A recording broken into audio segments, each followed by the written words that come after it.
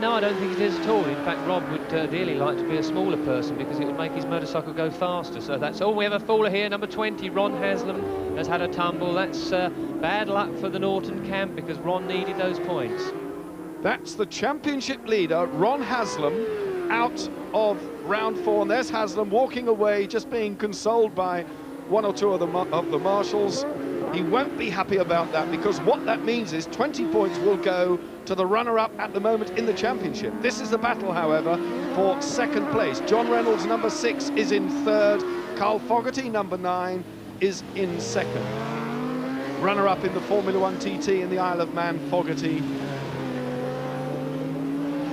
His particular riding style lends itself very well to the street circuits in Northern Ireland and the Isle of Man. But as I say, equally at home on the short circuits, and has put in some good rides for the Honda team.